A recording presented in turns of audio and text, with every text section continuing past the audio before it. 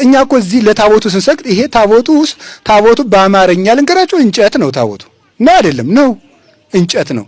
እንጨቱን ግን የማንን ስም ጽፈንበታል? የእግዚአብሔርን ስም። የምንሰግደው ለማን ስም ነው? ለእግዚአብሔር ስም ነው የምንሰግደው። እኛ እንጨት እናመልካለን እንዴ? አናመልክም በፍጹም። ታዲያ ምንድን ነው? ኢሳይያስ ያለው ነገር ነው እኮ እንደው የሰው ሞኝነቱ አለ። እንጨቱን ቆርጦ ግማሹን አልጋ ይሰራበታል አለ እና ደግሞ ግማሹን አንድዶ ይሞቅበታል፣ ግማሹን አልጋ ሰርቶ ይተኛበታል፣ ግማሹን ስጋ ጠብሶ ይበላበታል፣ ግማሹን አምላክ አድርጎ ይሰግድለታል አለ። ጅል ማለት ይሄ ነው። አዲያ ዳጎን ለባብሶ አይኑን አፍጥጦ ጆሮውን እንደዚህ አድርጎ ወርቅ ተደርቦለት ዘንግ ሁሉ አስዘውት እንደዚህ ብሎ አይን እያለው ማይ ጆሮ እያለው የማይሰማ ይኸው እንደዚህ። አንዳንዱ ሰው እንደ ዳጎን ነው። ምን ማለት መሰላችሁ? አባ ጊዮርጊስ የመምህር ስም ይዞ የመምህር ዕውቀት የሌለው ዳጎን ይባላል ይላል። የመምህር ስም ይዞ በሉ የመምህር ዕውቀት የሌለው ምን ይባላል? ዳጎን ይባላል። ሰማችሁኝ? ለምን? ዳጎን ለባብሶ ቁጭ ብሎ እንዴት አደርክ? ዝም። እርቦኛል፣ ዝም። ጨንቆኛል፣ አረጋጋኝ፣ ዝም። ተናድጃለሁ፣ ልቤን መልሰው፣ ዝም። ምንድነው አንተ? ዝም። በድንጋይ ነው የምቀጠቅጥ፣ ዝም። ማን እንደዚህ የሚያደርግ? ዳጎን ማለት ዝም። መምህር ተብሎ ሲያበቃ ያስተምሩኝ፣ ዝም። ጥያቄ አለኝ፣ ዝም። ቸግሮኛል፣ ዝም። ይሄ ምን ይባላል? ዳጎን። እኔ አላልኩም፣ አባ ጊዮርጊስ ነው ያለው መጽሐፈ ምስጢር ላይ። እኔ የምልሽን ነገር ካልሰማሽ መስተፋቅር ደግምብሻለሁ፣ ናላሽ ሲዞር ነው የምትኖር ይላል። እውነት ይመስላልና ወከራው ወደዚያው ማለት ይሄ ወከራ ውሸቱን እኮ ነው። አንደኛ መስተፋቅርም አያውቅም፣ ሁለተኛ ደግሞ አይሰራም። የማይሰራው ደግሞ ጥንቆላ ራሱ ንጽህና ይፈልጋል፣ ዝሙት አይፈልግም። የዚህ ዘመን ሰው ደግሞ ዘማዊ ስለሆነ ጥንቆላው ራሱ አይሰራለትም። በዚህ ዘመን እንኳን ደና ባይታዊ ደና ጠንቋይም አይኖር። እውነቴን ነው የምነግራችሁ ማለት ውሸቱን ነው። ጥንቆላው የማይሰራለትም። አንድ የማይሰራ ለጥንቆላውም ራሱ አይሆንላቸውም፣ ውሸታቸው ነው። ሁለተኛ ደግሞ እግዚአብሔር ከኛ ጋር እግዚአብሔር ምስሌነ ምን ይክለና እግዚአብሔር ልጆቹ አድርጎን እንዴት ነው አሳልፎ የሚሰጠው? ቤቱ ሲደፈር ዝም የሚል አባወራ ታውቃላችሁ? እንግዲያው በደሙ ያተመውን ቤት ዝም ብሎ የሚያይ ክርስቶስ አለ ይመስላችኋል? ሊጠብቀን እኮ ላይጠብቀን ደሙን ከፍሏል እንዴ! እግዚአብሔር እኮ እንዴት እንደሚያስብልን ብናውቀው እኔ ከዚህ በላይ ዕውቀት አያስፈልገንም ነበር።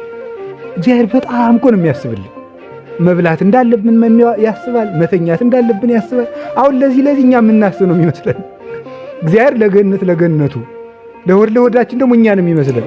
በፍጹም መቼ መጉረስ እንዳለብን ያውቃል፣ መቼ ማረፍ እንዳለብን ያውቃል፣ ሲደክመን ያውቃል፣ አቅም ስናጣ ያውቃል፣ ብቸኛ ስንሆን ያውቃል፣ ሰው እንደሚያስፈልገን ሁሉን ነገር ያውቃል።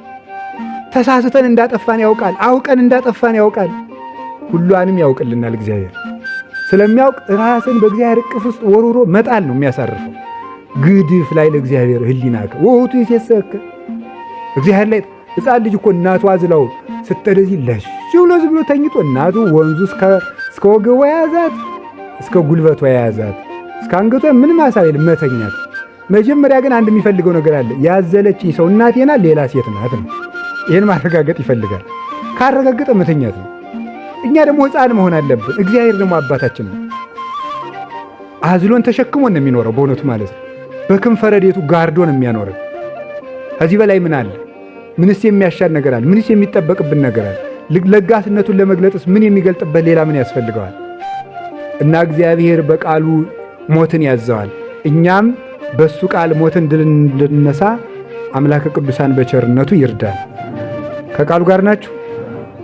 አሁን በዚህ ዘመን በደንብ ማስተዋል አለባችሁ። ቃለ እግዚአብሔር ሞትን ያሸንፋል። እስኪ በሉ ሁላችሁ ቃለ እግዚአብሔር በሉ። ምንን ያሸንፋል? ድገሙ። ቃለ እግዚአብሔር። እሺ ድገሙት። ቃለ እግዚአብሔር። እሺ ሞት ምን ይላል? ይሄን ማወቅ አለባችሁ። አሁን በዚህ ዘመን ምን ይላል? ዝም ብሎ ያደረሰው ሁሉ እየመጣ ምን ይላል መሰላችሁ? ሰውን በዘንድሮ ሰይጣን ተቆጣጥሮታል። እሺ ሰይጣን ተቆጣጥሮታል። በቃ ምንም መነኩሴ ብትሉት፣ ቄስ ብትሉት፣ ጳጳስ ብትሉት ሰይጣን ተቆጣጥሮታል። ኋላሳ ምን ይደረግ? ምን ይደረግ? መረጋጋትና ከራስ ጋር መሆን። ራሳችንን እናዳምጥ። እውነቴን ነው። ቁጭ ብለን እናዳምጥ። እንዲያው ምን እንደሆነ አንዳንድ ጊዜ እንደው ከሰው ተለይቶ ራሱ እንኳን አንድ ቀን ራሱ ቁጭ ማለት ብቻ ነው። ዝም ብሎ ቁጭ ማለት ዝም ብሎ እኮ ነው። ምንም ሳትጸልዩም ቢሆን እውነቴን አንድ አቡነ ዘበሰማያት ጧት አድርሳችሁ ቁጭ ብላችሁ ዝም ብላችሁ አስቡ እስኪ። ቆይ እኔ ማን ነኝ? ስሜ ማን ነው? እኔ ምንድን ነኝ? ሰው። እኔ ምንድን ነኝ? ክርስቲያን።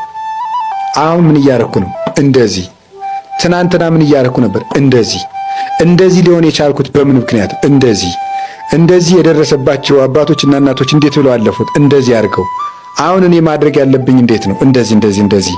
ይሄን ሳደርግ ለወደፊት የሚገጥመኝ እንቅፋት ምንድን ነው? እንደዚህ። ለዚያም መወስደው መፍትሄ ምንድን ነው? እንደዚህ ብሎ ማሰብ ይፈልጋል። አሁን እኮ ማሰብ የለም። የሚያስብ እኮ ሰው የለም።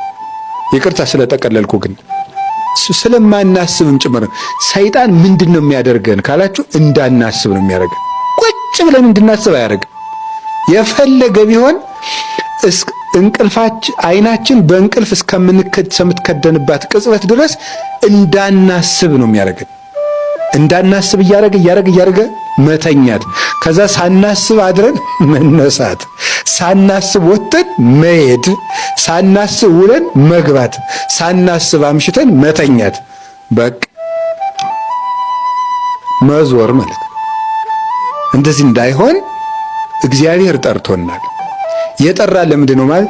እኔ ለምንድን ነው የጠራኝ? ለጵጵስና ነው ለክህነት ነው እንዳትሉ ደግሞ። እኔ የጠራን ለምንድን ነው ካላችሁ፣ መንግስቱን ሊያወርሰን ነው የጠራን።